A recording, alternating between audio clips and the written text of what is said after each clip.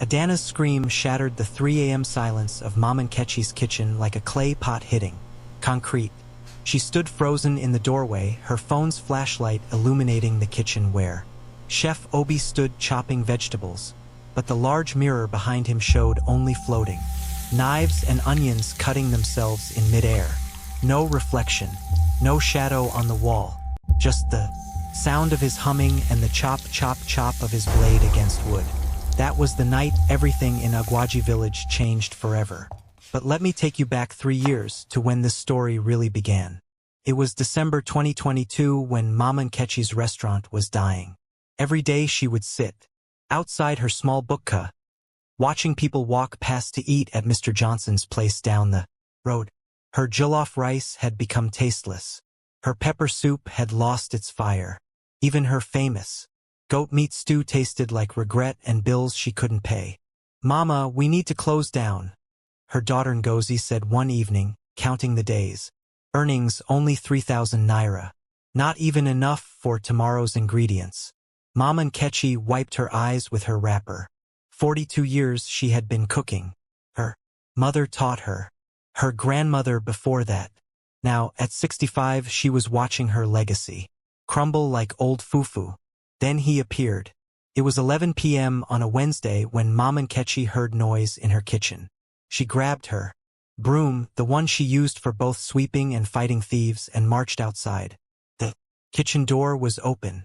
Inside, a man stood at her stove cooking. "Who are you?" she shouted. "Oh, thief." The man turned. He was young, maybe 30, with kind eyes, and what did Mama Nkechi see in those eyes that made her lower her broom? And why would she let a complete stranger cook in her kitchen at midnight? The man's eyes held something Mama Nkechi hadn't seen in years. The exact look her late husband Okoro had whenever he watched her cook. Not love, not hunger, something else. Recognition. "Mama, please," he said softly, his Igbo accent thick and proper like the old generation. "Just let me finish this one pot. If you don't like it, I will leave and never return. But if you do," he smiled, "then maybe we can help each other." Mama Nkechi should have chased him out, should have called the vigilante boys. But something, call it desperation, call it fate, call it the way her late husband used to speak about food as if it had soul, made her stay. Chef Obi, that's what he called himself, worked like he was dancing with the fire. His hands moved in patterns Mama Nkechi recognized from her grandmother's kitchen. He added uziza leaves at exactly the right moment. He knew to let the palm oil heat until it sang before adding the onions. He stirred the pot clockwise 3 times, then counterclockwise once. Exactly how the old people did it. "Where did you learn to cook like this?" Mama Nkechi whispered. "From someone who loved me," he replied, not looking up. "From someone who is gone." When he finished, he served her a plate of jollof rice.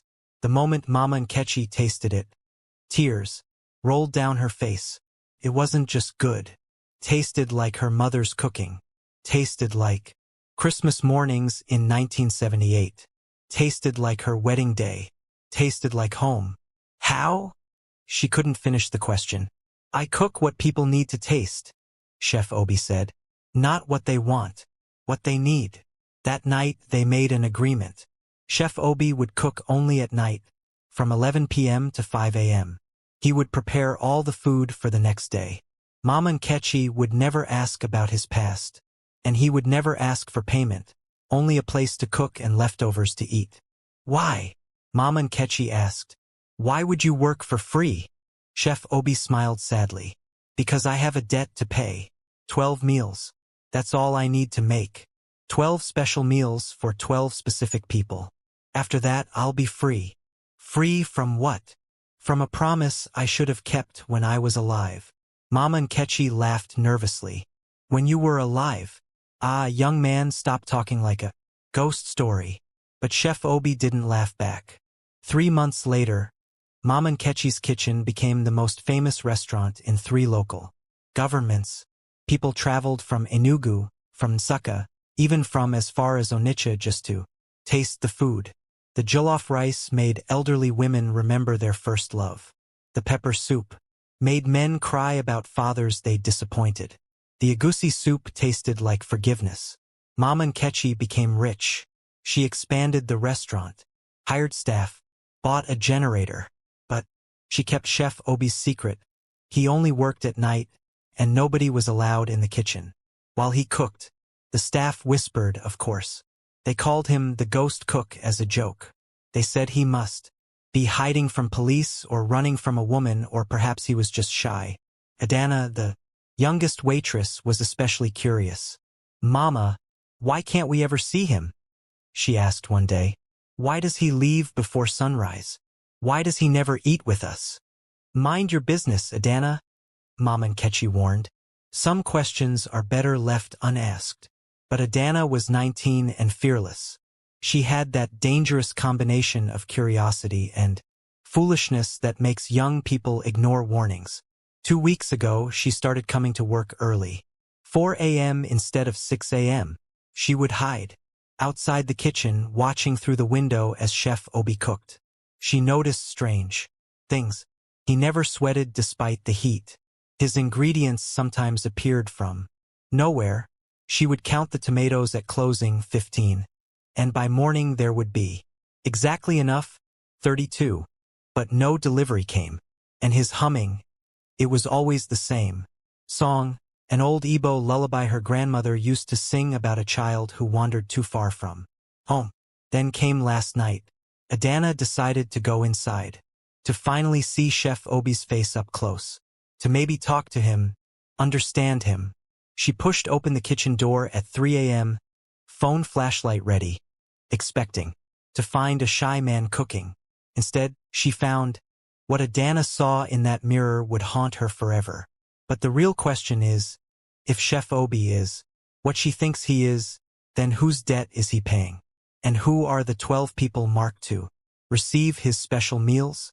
Adanna stood paralyzed, her phone shaking in her hand. Chef Obi continued cooking, humming that lullaby, his hands expertly stirring a pot of ofensala. But in the mirror, the large mirror Mama Nkechi had installed last month to make the kitchen look bigger, there was nothing. Just the floating pot. Just steam rising from invisible hands. Just knives moving through the air, guided by something that wasn't there. "Adanna," Chef Obi said without turning around. "You should not have come." His voice was gentle, sad even. But Adanna felt ice in her blood. She tried to speak, but her mouth wouldn't work. She tried to run, but her legs had forgotten how. Chef Obi finally turned to face her. He looked so normal, so alive. His eyes were kind, his smile apologetic. "I know what you saw, or rather what you didn't see. You're, Adanna stammered. "Dead? Yes." He said it the way someone might say they're from Owerri or they prefer Fanta to Coke. Simple, factual, devastating. "I died 3 years ago, December 15th, 2022. Road accident on Ugwuaji Expressway. The tanker driver was drunk. I was coming home from the market with ingredients for my mother's burial ceremony meal. Never made it." Adanna's phone slipped from her hand and clattered on the floor. The sound broke whatever spell had frozen her. She stumbled backward, hitting the doorframe. "Wait," Chef Obi said, raising his hand. "Please, let me explain. You deserve that much." Maybe it was the way he said please. Maybe it was because his eyes looked so tired, so full of regret. Or maybe Adanna was just too shocked to run. Either way, she stayed. Chef Obi pulled out a stool and sat down. For the first time, Adanna noticed he cast no shadow. From the kitchen's fluorescent light, her stomach turned. "My name is Obiora Namdi," he began. "I was the first son of Chief Namdi of Ugwuaji. Maybe you've heard of my family?" Adanna nodded slowly. Everyone knew the Namdi family. Old money, big compound near the village square. But she remembered something else. 3 years ago, there was a burial. Young man who died before his mother's funeral. The tragedy had shaken the whole village. "That was you," she whispered. "Yes, and when I died, I had broken a promise. The most important promise of my life. His voice cracked. My mother, before she passed, made me swear that I would cook 12 meals, one for each of her closest friends and family, using her recipes. She said that food was how she said goodbye, how she said thank you, how she said I love you. She made me promise that after her burial, I would make sure those 12 people tasted her love one last time through my hands. He stood up and returned to his pot, stirring slowly. But I died before I could keep that promise. And in our tradition, when you break a promise to your mother, especially after her death. He paused. Your spirit cannot rest. Adana felt her fear mixing with something else. Pity? Sympathy? So you're here to finish what I started. I've been cooking here for 3 years, Adana. Not just for Mama Nkechi's customers. Every night I cook regular food for the restaurant, yes. But I've also been searching for those 12 people my mother wanted me to feed. She left me a list with their names, but she didn't leave addresses. Some have moved. Some have remarried and changed names. Some have died themselves. How many have you found? Adana asked, her voice barely a whisper. 11. Chef Obi smiled, but it was the saddest smile Adana had ever seen. In 3 years, I found 11. Each one, I cooked them my mother's special recipe. The one meant just for them. They eat it, they feel her love one last time, and I cross their name off the list. One more. Adana. Just one more person, and I can finally rest. He turned to face her fully. But there's something you need to understand. Something I didn't know when I started this. The living are not meant to eat food cooked by the dead. Not regularly. The first few times it's fine, it's just food with soul, with memory. But if someone keeps eating it, meal after meal, day after day, Adana's blood went cold. What happens? Chef Obi's expression darkened. They start to fade. Their connection to this world weakens. Their soul begins to slip. How many meals? Adana demanded. How many meals before? 12, Chef Obi said quietly. If a living person eats 12 meals cooked by a dead person, they cross over. They join us. They die, but not really. They become stuck like me, between worlds. The kitchen suddenly felt smaller, darker. Adana thought about Mama Nkechi, about how she ate Chef Obi's food every single day, about how she had been doing so for 3 years. Mama Nkechi, Adana breathed, has eaten 11 of my meals, Chef Obi finished. Tomorrow morning, she told me she wants to have breakfast in the kitchen with me. She wants to celebrate our 3-year partnership. She's planning to cook, but I know she'll insist I make something special. He looked directly at Adana. That will be her 12th meal. Mama Nkechi is 1 meal away from death. But why would Chef Obi let this happen? Is there something he's not telling Adana? And who is the 12th person on his mother's list, the one person who could set him free? Adana's mind was racing faster than a Danfo bus driver in Lagos. You have to stop her. Don't cook for Mama tomorrow. Just don't show up. Chef Obi shook his head slowly, like a teacher disappointed in a student who wasn't understanding the lesson. It doesn't work that way. The debt isn't just mine. It's hers too now. Once someone starts eating regularly from a ghost's hand, a connection forms. A thread. And that thread keeps pulling tighter until what? Until it's complete. 12 meals. The number of completion in our tradition. 12 months in a year. 12 hours of day and 12 of night. 12 is when things end or begin. Adana wanted to scream. So you're just going to let her die? After everything she's done for you? She gave you a place to cook. She kept your secret. She was never supposed to eat my food. Chef Obi's voice rose for the first time, making the pots on the wall rattle. I warned her at the beginning. I said, Mama, you can sell this food, you can smell it, you can watch me cook it, but you should never taste it. But she didn't listen. The first night, she tasted it to check the quality. Then she had some for breakfast, then lunch, then Every day. He slumped against the counter. I tried to stop cooking. 2 months ago, I didn't show up for 3 nights. Do you know what happened? Mama Nkechi fell sick. Fever. Vomiting. She was dying without my food. That's what the thread does. Once it forms, breaking it is like cutting off your own arm. Painful. Sometimes deadly. Adanna's legs finally remembered how to work. She paced the kitchen, her mind scrambling for solutions. There has to be a way. What if we find the 12th person? The one from your mother's list? If you complete your promise, you'll be free, right? And maybe the thread will break. Chef Obi pulled a folded, yellowing paper from his shirt pocket.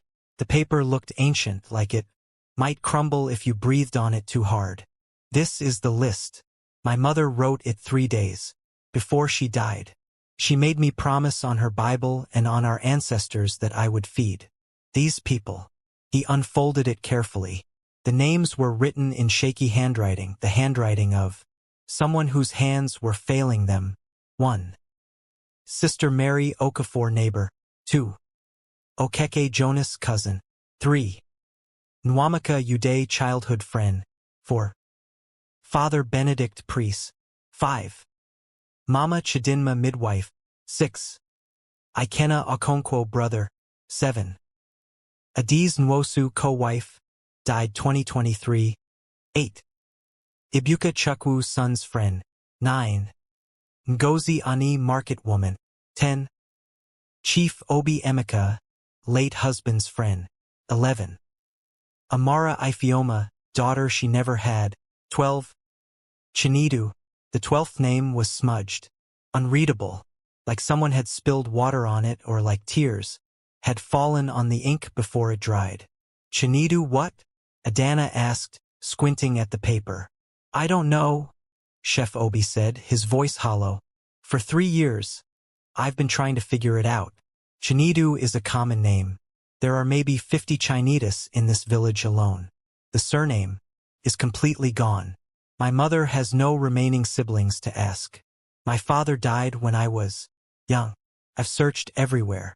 I've cooked for every Chinidu I could find, hoping my mother's spirit would guide me to the right one. But nothing. No sign. No confirmation. Adana stared at the list. 11 names with checkmarks. 11 people who had tasted a dead woman's love through her son's cooking. 11 souls touched by something from the other side. Wait, she said suddenly. Amara Ifeoma. Daughter she never had. That's a strange way to describe someone. Chef Obi nodded. My mother had only me. One child. She always wanted a daughter. Amara was her goddaughter, the daughter of her best friend who died in childbirth. My mother raised Amara like her own. When I finally found her 2 months ago and cooked for her, Amara told me something strange. What? She said, your mother loved you so much, but she worried about you. She said you were too kind, too trusting. She was afraid you would give pieces of yourself away until nothing remained. Then Amara looked at me, really looked at me and said, she was right, wasn't she? The kitchen was silent except for the humming of the refrigerator and the distant sound of a rooster crowing. Dawn was coming. Chef Obi would have to leave soon. Ghosts couldn't stay. When the sun rose, everyone knew that. Adana made a decision. I'll help you find Chinidu. We have... She glanced at the clock. Roughly 18 hours before Mama Nkechi's breakfast. We find Chinidu, you cook your 12th meal, you're free, and maybe, just maybe, the connection with Mama breaks. And if it doesn't break? Chef Obi asked. If completing my promise doesn't save her? Adana met his eyes. Then we'll find another way. But we can't do nothing. Chef Obi studied her for a long moment, then nodded. You're like her, you know? Like my mother. Stubborn. Brave. Foolish. He almost smiled. Okay, we search. But Adana, you need to understand something important. What? The 12th person isn't random. My mother was deliberate about everything. Each person on this list meant something, taught her something, helped her through something. The fact that she smudged this last name. He paused. I think she did it on purpose. Why would she do that? Because maybe, Chef Obi said softly. The 12th person was someone she wanted me to forgive, or someone she wanted to forgive me, or someone whose name she couldn't bear to write clearly because it hurt too much. The fluorescent light flickered. Chef Obi looked up at the window where the sky was turning gray. I have to go. The sun is coming. Meet me here tonight, 11 p.m. Bring whatever you can. Find about my mother, old photos, village records, anything. We'll search together. He started to fade, literally fade, like smoke dispersing. His edges became blurry, transparent. Within seconds, he was gone. Only his voice remained, echoing. And Adana? Thank you. For believing me. For helping. For not running. Adana stood alone in the empty kitchen. On the counter, still warm, was a pot of oaf. Sala, the soup Chef Obi had been making. It smelled like heaven. Smelled like home. Smelled like danger. She heard footsteps. Mama Nkechi was arriving early.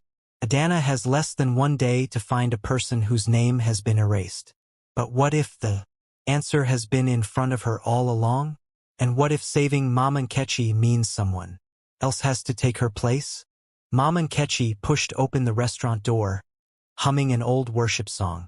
She looked happy, the kind of happy that comes from a good night's sleep and a full bank account. She wore her best Ankara wrapper and her Sunday head tie, even though it was Tuesday. Adana, you're here early. She beamed. Good, good. I want to prepare something special. Today. 3 years, my daughter. 3 years since Chef Obi came into my life and saved this place. We must celebrate properly. Adana's stomach twisted. Mama, about tomorrow's breakfast. I know what you're thinking. You want to cook it yourself, Abi? Mama Nkechi laughed, unpacking her bag. She pulled out fresh catfish, uziza seeds, and expensive palm oil, the kind from the village, not the factory kind. But no, I want Chef Obi to make his special dish. The one he makes that tastes like, she paused, her eyes going distant. Like my mother used to cook. Mama, Adana said carefully. When last did you eat food not cooked by Chef Obi? Mama Nkechi frowned, thinking. Christmas, maybe? When I visited my sister in ABA. But even then, I didn't finish the food. Tasted wrong. Like eating sand. Only Obi's food tastes right anymore. She laughed. But there was something hollow in it. I'm spoiled now. This is what happens when you eat the best food in Nigeria every day. Adana watched as Mama Nkechi moved around the kitchen, and for the first time, she noticed things. How Mama Nkechi's shadow seemed thinner than it should be. How her hands, when they passed through the sunlight from the window, looked almost translucent for just a moment. How her eyes had that same distant quality Chef Obi's had. Like she was looking at this world, while standing in another one. 11 meals. 1 more to go. Mama, tell me about Chef Obi, Adana said suddenly. When he first came here, what did he say exactly? Mama Nkechi settled onto a stool, happy to tell the story. It was like a miracle. I was ready to close this place. My husband was gone, my savings were gone, my will was gone. Then this young man appeared in my kitchen at midnight, cooking. At first, I thought he was a thief or a madman. But then he looked at me and he said, Mama, I know what it's like to lose everything. Let me help you. Did he tell you his real name? Obi. Just Obi. He said his family was dead, that he had nowhere to go, that all he knew was cooking. Mama Nkechi's expression softened. I asked him why he only worked at night. He said he had, what did he call it? Condition. That sunlight hurt his eyes. Some medical thing. Didn't pry. Everyone has their pain. Adana pulled out her phone. Mama, I need to ask you something about the Namdi family. The ones near the village square. Mama Nkechi's face changed. The warmth drained out of it like water from a broken pot. Why? Are you asking about them? Just tell me what you know. Mama Nkechi stood up and busied herself with arranging already arranged pots. They're old. Family. Money family. The chief died maybe 10 years ago. His wife, Mama Namdi, died about 3 years ago. They had a son. She stopped. Obiora, Adana finished quietly. Mama Nkechi froze. The pot in her hands slipped and clattered onto the counter. She turned, slowly to face Adana. How do you know that name? Because Chef Obi is Obiora Namdi. And he died 3 years ago. And you've been eating food cooked by a ghost. The silence that followed was so heavy Adana could barely breathe. Mama Nkechi stared at her like she'd just spoken in tongues. Then, slowly, she started to laugh. But it wasn't a real laugh. It was the kind of laugh people make when they're trying not to scream. Adana, what nonsense is this? Ghosts? You're a young, educated girl. You've been to school. You know better than to. I saw him in the mirror last night. Adana interrupted. He has no reflection, no shadow. He told me everything. About his mother's list. About the 12 meals. About you being number 11. Mama Nkechi sat down heavily. Her face had gone gray. 11 what? You've eaten 11 meals directly from his hands. Tomorrow will be 12. And 12 means I die. Mama Nkechi whispered. She didn't say it like a question. She said it like a confirmation, like she'd already known, somewhere deep down, that this was coming. They sat in silence as the morning sun filled the kitchen with light that suddenly felt cold. Finally, Mama Nkechi spoke. I knew. Not at first, but I knew. 3 months ago I started dreaming about my husband. Every night, he would stand at the edge of my bed and say, Come, Nkechi, come. I'm waiting. I thought it was just grief, just my mind playing tricks. But then I realized I was getting lighter. Not weight-wise, soul-wise, like I was becoming less real. Why didn't you stop eating the food? Adana demanded. Because I can't. Mama Nkechi's voice cracked. You don't understand. The food is the only thing that makes me feel anything anymore. Without it, the world is gray. People's voices sound like they're underwater. My own daughter's face looks blurry. But when I eat Obi's food, she closed her eyes. I feel alive. I feel loved. I feel like my mother is hugging me and my husband is laughing at my jokes and my daughter still needs me. Adana grabbed Mama Nkechi's hands. Then we stop him from cooking tomorrow. We don't let you eat that 12th meal. And then what? Mama Nkechi asked. I waste away slowly instead of quickly? I become a living ghost walking around but not really here? Adana, I'm 65 years old. I've lived. Maybe this is just my time. No, Adana stood up. No, Mama. I won't let you give up. Chef Obi said there's a way to break the connection. If he completes his mother's promise, if he finds the 12th person and serves them their meal, he'll be free. And maybe you'll be free too. Mama Nkechi looked up with hollow hope. The 12th person? Someone named Chinidu. But the surname is smudged on the list. We have to figure out who it is by tonight. Something flickered across Mama Nkechi's face. Recognition? Fear?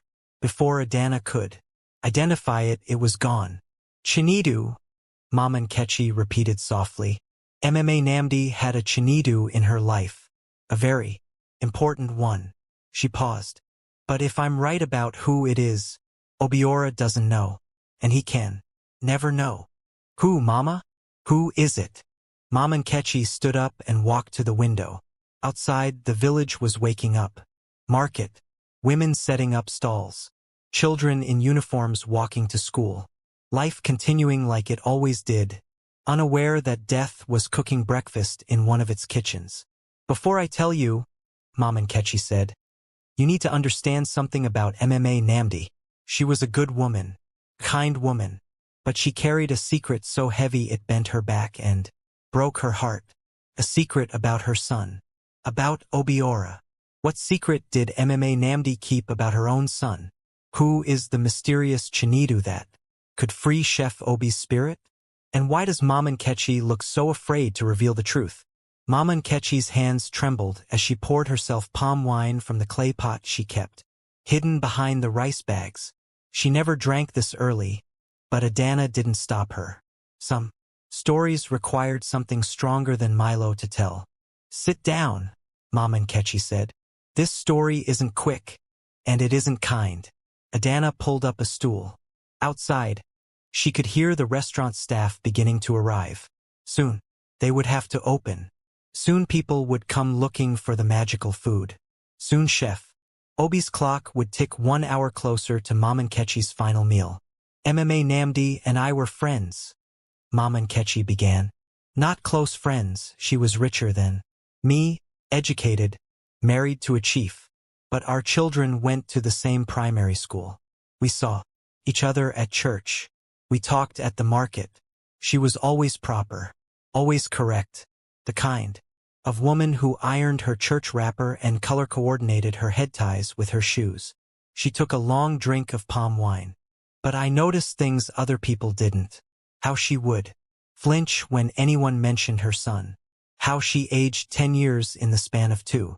How she started going to 3 different churches like she was searching for the one with the strongest. God. Why? Adana asked. Because of who Obiora was. Or rather, who he loved. Adana leaned forward. This was not the direction she'd expected. Obiora was a good boy. Smart. Respectful. Talented cook. Learned from his mother. But when he was 23, he brought someone home to meet his parents. Someone named Chinidu. The name hit Adana like a slap. The 12th person. Yes, but Chinidu wasn't what the family expected. Chinidu wasn't a nice girl from a good family. Chinidu was... Mama Nkechi paused, choosing her words carefully. A young man, Obiora's lover. The kitchen seemed to hold its breath. Chief Namdi went mad. He beat Obiora in the village square, called him abomination, disgrace, said no son of his would bring shame to the family name. But Mama Namdi, she was different. She didn't shout. She didn't beat. She just looked at her son and said, "You have to choose this life or your family, this boy or your inheritance, this love or our name." Adana felt sick. What did Obiora do? He chose Chinidu, left that same night with nothing but his cooking knives and the clothes on his back. I saw him at the motor park, buying a ticket to Lagos. He looked broken but also free, like he had been carrying a heavy pot his whole life and finally set it down. And Chinidu went with him. I saw them leaving together.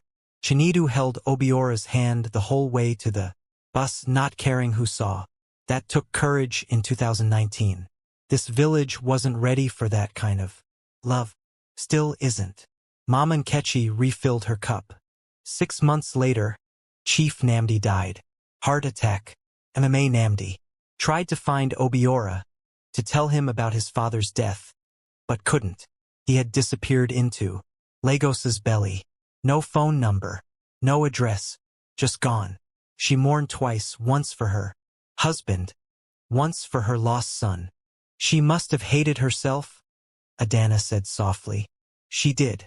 I saw her at the burial, and she looked like someone had scooped out her insides.